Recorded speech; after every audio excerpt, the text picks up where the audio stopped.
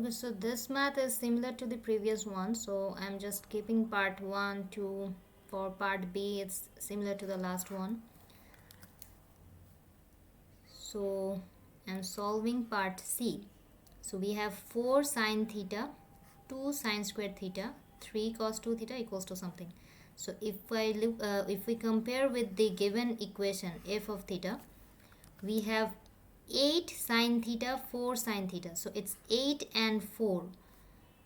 But we have 4 and 2. So if we can just take 2 out of the equation, like if I just subject this one and factorize, it's gonna be 4 and 2, right?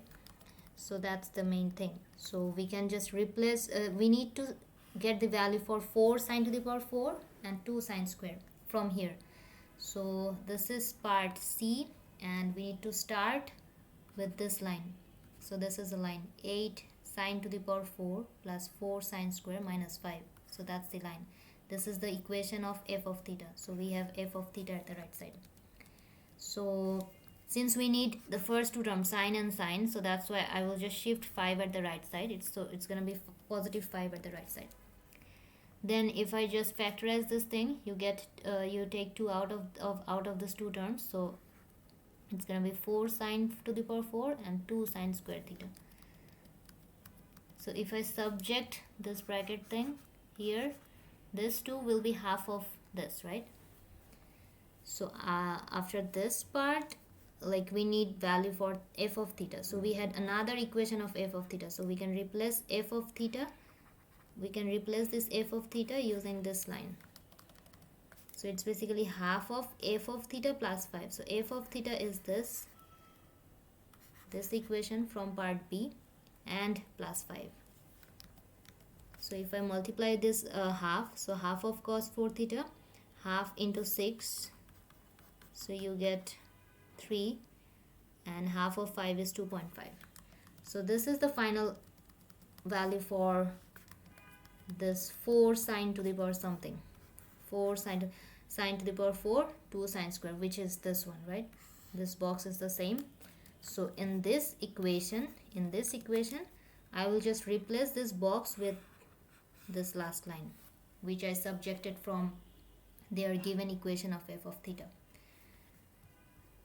So for part C, this was the equation.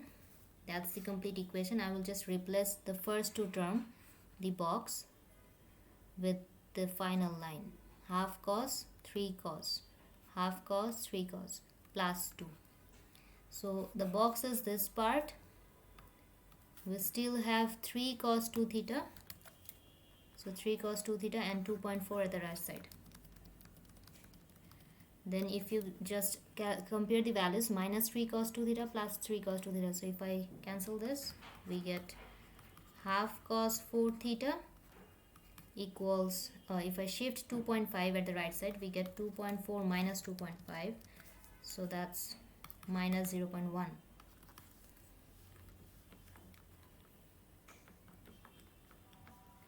And then if we subject cos 4 theta, it's minus 0.2.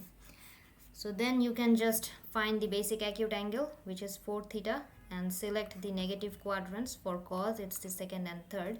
So for the formula will be 180 minus theta and 360 minus theta. So you can just continue with this quadrant thing to complete that math. And for integration for part D, we just need to replace f of theta. So you can use this equation, and that 4, you keep this 4 at the outside the bracket, you integrate this whole thing, and at the final value, with the final value you multiply this 4.